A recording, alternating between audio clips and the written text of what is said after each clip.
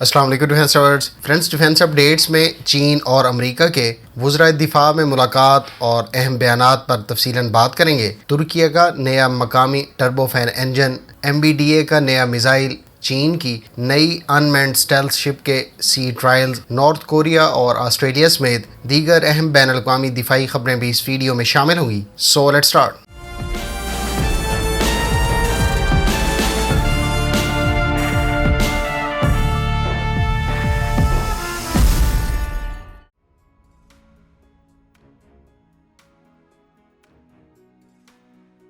ترکیہ کی نئی multi calibre sniper rifle KN-12 اس ماہ ترک آرمڈ فورسز کی سروس میں شامل کر دی جائے گی۔ اس رائفل کے علاوہ دیگر لائٹ اور ہیوی ویپن سسٹمز جن کو مشینری اور کیمیکل انڈسٹری یعنی MKE نے تیار کیا ہے، ان ویپنز کو حالیہ EFES ایکسرسائز کے موقع پر ڈسپلے کیا گیا۔ KN-12 sniper rifle 7.2 kilo gram وزنی ہے اور 2 مختلف راؤنڈز استعمال کرتی ہے، جس میں سے ایک 7.62 اور دوسرا 8.6 ملی میٹر راؤنڈ ہے۔ واضح رہے کہ کثیر ملکی ملٹری ایکسرسائز EFES، جس میں 37 ممالک کے 11,000 پرسنل حصہ لے رہے ہیں، اس کے دوران ترک آرمڈ فورسز کے زیر استعمال کئی مقامی ویپنز اور سسٹمز کا عملی مظاہرہ بھی کیا گیا تھا۔ اس میں ممتاز گائیڈڈ میزائل اور سیرٹ راکٹس کے علاوہ ڈرون سے مائکرو منیشن کی فائرنگ قابل ذکر ہے۔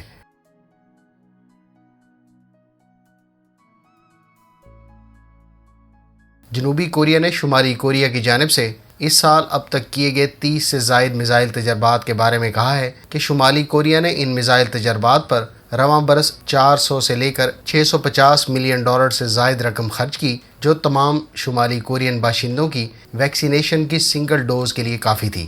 واضح رہے کہ شمالی کوریا نے اس برس کئی بلسٹک اور کروز میزائل کے تجربات کیے ہیں، جس میں انٹر کانٹیننٹل بلسٹک میزائل تجربات بھی شامل ہیں۔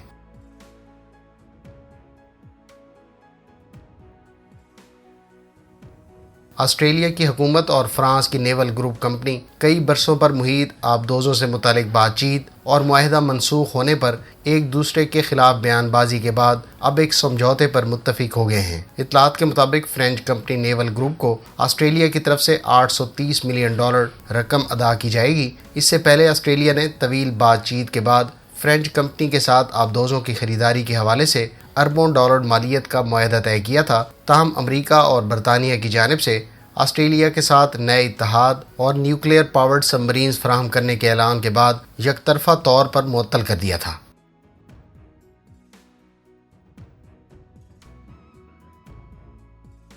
ترکیہ کی تساس انجن انڈسٹری نے مقامی سطح پر TF6000 نامی ٹربو فین انجن انویل کیا ہے۔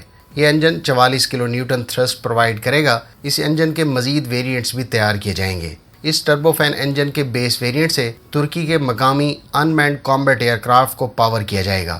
البتہ اس ان مینڈ ایئر کرافٹ کے بیس ورژن کو یوکرینین ساختہ انجن سے ہی اکوپ کیے جانے کی اطلاعات ہیں۔ بعد کے ورژن جیسا کہ B اور C کے علاوہ فیوچر کے ہورجیٹ کے ورژن کو اس انجن کے زیادہ پاورفل ورژن سے اکوپ کیے جانے کی اطلاعات ہیں۔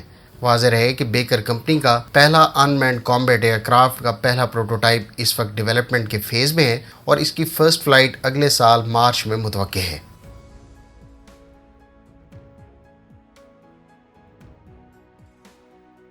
نارویجین منسٹری آف ڈیفنس نے کہا ہے کہ اس نے نیٹو ہیلی کاپٹر NH-90 بنانے والے کنسورشیم NHI کے ساتھ ہیلی کاپٹرز ایکوزیشن کا معاہدہ کینسل کر دیا ہے، جبکہ کمپنی کو اب تک ڈیلیور کیے گئے ہیلی کاپٹرز واپس کر دیے جائیں گے اور کمپنی سے $500 ملین ادا کی گئی رقم کی واپسی کا بھی مطالبہ کیا گیا ہے۔ واضح رہے کہ ناروے نے اپنی کوسٹ گارڈ کے لیے اینٹی سب مرین ہیلی کاپٹرز کی ڈیل 2001 میں طے کی تھی، جس کے تحت 14 NH-90 ہیلی کاپٹرز ناروے کو 2008 تک ڈیلیور ہونا تھے۔ تاہم ابھی تک صرف 8 ہیلی کاپٹرز ناروے کو ڈیلیور کیے گئے ہیں، لہٰذا اب آ کر ناروے کی طرف سے NH-90 کا کانٹریکٹ ٹرمینیٹ کر دیا گیا ہے۔ اس کے علاوہ کمپنی سے فل ریفنڈ کا بھی مطالبہ کیا گیا ہے، جس کی مالیت $500 ملین ہے۔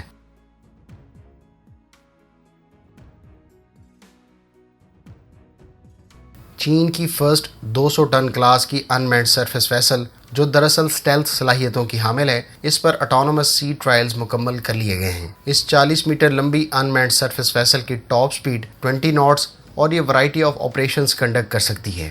چین اس سے بھی زیادہ ایڈوانسڈ لارج ڈرون شپ تیار کر رہا ہے، جس سے متعلق خبر ہم پہلے ہی آپ کے ساتھ شیئر کر چکے ہیں۔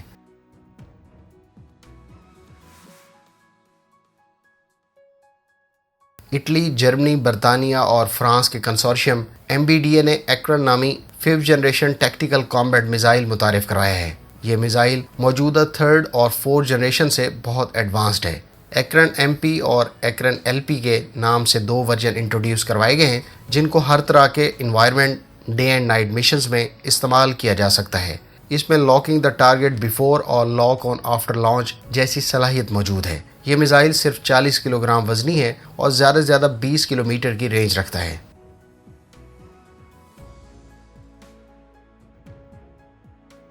چین اور امریکہ کے وزرائے دفاع نے سنگاپور میں پہلی مرتبہ فیس ٹو فیس ملاقات کی۔ چائنیز وزیر دفاع نے اس موقع پر تائیوان کو الگ کرنے کی ہر قسم کی کوشش کو ناکام بنانے کے عزم کا اظہار کیا۔ اس بارے میں ان کا مزید کہنا تھا کہ چین کی فوج اس قسم کی کسی بھی کوشش کو ناکام بنانے کے لیے لڑنے سے نہیں ہچکچائے گی اور وہ اپنی قومی خود مختاری اور علاقائی سلامتی کو ہر قیمت پر یقینی بنائے گی۔ دونوں وزرائے دفاع کے درمیان چین اور US تعلقات، military relations, Taiwan, South China Sea اور یوکرین کے ایشو پر تبادلہ خیال ہوا۔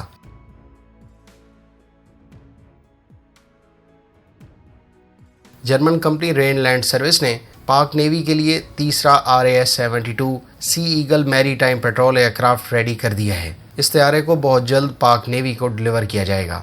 اس سے پہلے اس سلسلے کا دوسرا طیارہ جولائی 2019 میں پاک نیوی کو ہینڈ اوور کیا گیا تھا۔ پراٹ اینڈ وٹنی کے انجن سے پاورڈ اس طیارے کی ٹاپ سپیڈ 465 کلومیٹر پر آور اور یہ 9 گھنٹے تک فضا میں رہ سکتا ہے۔ یہ 25,000 فٹ کی بلندی پر فلائی کرنے کی صلاحیت رکھتا ہے۔ سی ایگل طیارے کو الیکٹرانک انٹیلیجنس کے علاوہ اینٹی سب مرین رول میں استعمال کیا جا سکے گا۔ اس پر AESA ریڈار نصب کیا گیا ہے۔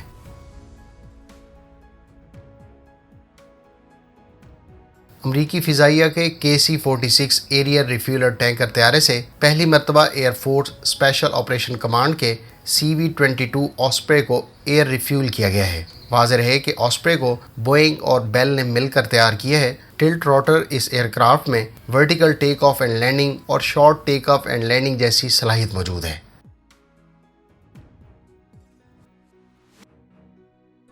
چین نے اپنی ایئر کرافٹ کیریئر پر لائٹ ویٹ ڈرونز ڈپلائی کر کے نئی صلاحیت کا اضافہ کیا ہے۔ چائنیز مبصرین کا کہنا ہے کہ اس قسم کے کمبینیشن سے شپ کی لاجسٹک سپورٹ اور سچویشنل اویئرنیس میں بہت بہتری آئے گی۔ 2 مختلف ٹائپ کے at least 60 drones aircraft carrier پر دکھائے گئے تھے۔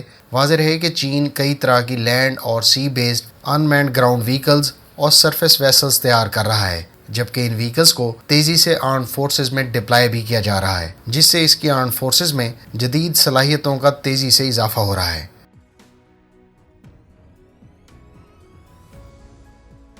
فرینچ ترک کمپنی ایسلسان نے 3 مختلف ٹائپ کے ایکٹیو پروٹیکشن سسٹمز متعارف کروائے ہیں، جن کو مختلف ٹائپ کی آرمڈ وہیکلز اور ٹینک کی پروٹیکشن کے لیے استعمال کیا جا سکتا ہے۔ اس میں سے 2 سسٹم یعنی پولرڈ اور اکور تیار کر لیے گئے ہیں، جن میں سے پولرڈ کو اس سے پہلے T-60 ٹینک پر استعمال کیا گیا ہے، جبکہ اس سسٹم کو بیٹل پروون بھی قرار دیا گیا ہے۔ اکور کو آلٹے مین بیٹل ٹینک کے لیے تیار کیا جائے گا۔ اسی طرح سے تیسرے سسٹم پر کام تیزی سے جاری ہے۔ یہ ایک کمپیکٹ ایکٹیو پروٹیکشن سسٹم ہوگا جس کو آرمڈ وہیکلز پر استعمال کیا جا سکے گا۔